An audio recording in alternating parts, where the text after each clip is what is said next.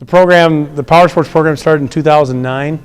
2008, 2009 was our first graduating class, and started out as a motorcycle course, and it's evolved into a pretty well balanced, full focus to where some of the guys leave as mechanics and some of them leave as artists. They leave here and they go into the paint world or into the fabrication world. This project, I met Tom Motzko about a year ago in April out at the Black Hills Motorcycle Show out in Rapid City, and Tom approached me about doing this project, and I said, I don't know, Tom, I'm not sure we're good enough to do a bike for you guys because you're stuck with an old tractor mechanic that's teaching a bunch of young people about motorcycles, and I don't know that our style is what you're looking for. And he said, well, give it a shot. He said, we always have a lot of different people. So Tom's probably got more faith in me than I've gotten myself for getting this project done. I was part of the build team, part of the design crew, from helping pick out what motor and frame to use to making brackets, making different things fit here and there. A lot of hours looking through part books and figuring out what we like and what we don't like. And I happened to stop in a couple months ago, and he showed me the Drag Specialty bike, and I stopped in 2-3 weeks ago, see how it turned out, and he was kind of under a crunch, and I offered to come in and help in the evenings, and came in for final assembly, a little bit of fabrication in there.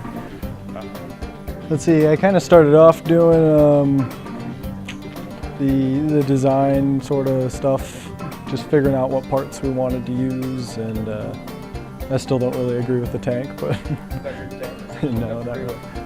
Before I came to school, I had just kind of made it work with metal, but then whenever I was here, learned quite a bit. It was a good place to test my skills, and what I found was most enjoyable was being able to articulate things up in the air and then having it flow and then come out my hands, and that was the funnest part.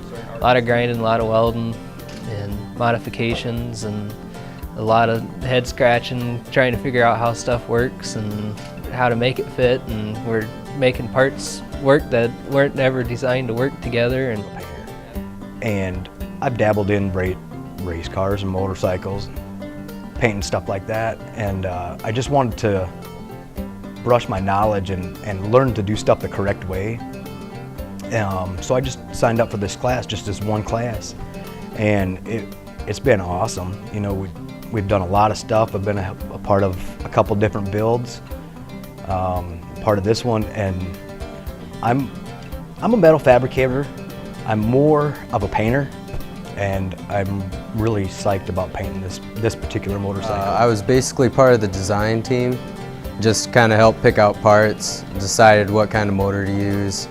It was really kind of cool because I own my own shovel head at home. It was just really cool going through all the different parts and stuff. And they did the whole works. They looked at the catalogs, and we started talking about what we liked for design style, and I said, well, we're going to go with the shovel head because that's the first true modern Harley-Davidson motor that they produced. The pans and knuckles are cool, but the shovel was Harley's answer to compete with the big metrics that were showing up in the late 60s, early 70s. I think we're all fans of the bobber. We don't like all the excess stuff. We need a frame and a motor and some wheels, some way to turn it. I think one of the more rewarding aspects of this opportunity presented to us by Drag was our bike builds. Any other ones, they come in, hey, this is what you got to work with, fix it. Or like our friends over the NRA bike. All right, well, this is what we're giving you. This is kind of what we're looking for. Do what you can. Here they give us the opportunity, hey, here's our books. You guys know what you're shooting for. Build it from the ground up. It's all yours. We're gonna do some like a royal blue and some black. We're gonna throw a little white in there, but we're also gonna do some hydrographics on it. And we're gonna be dipping the rear fender, the gas tank, and the oil tank.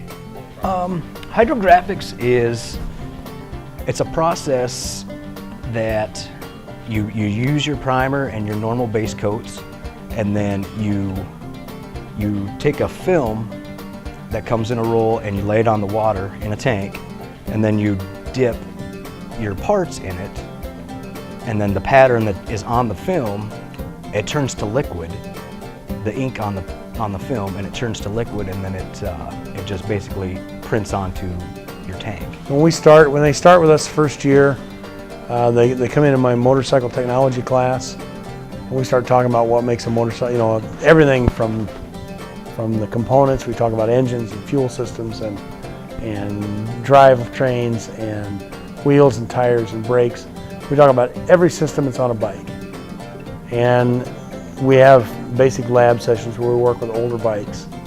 And then when they get into the second year of the program, we actually build a bike and utilize all that knowledge on those systems to put a bike together that's actually roadworthy.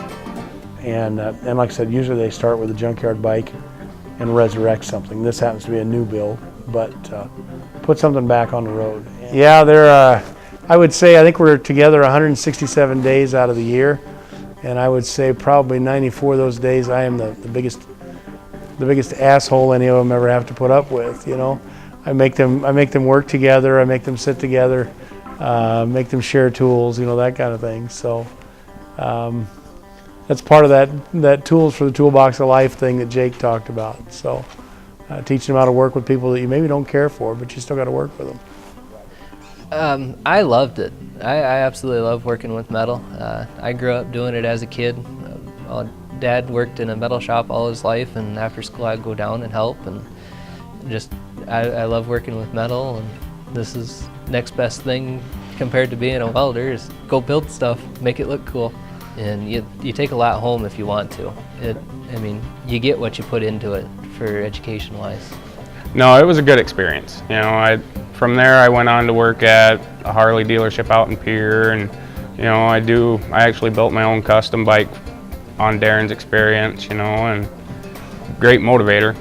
It got me going and keeps me rolling every day. So right now I'm working at a Moody's body shop here in Mitchell. I really like the paint and body thing, so I think that's where I want to keep going. Right now I'm working for an ag dealer.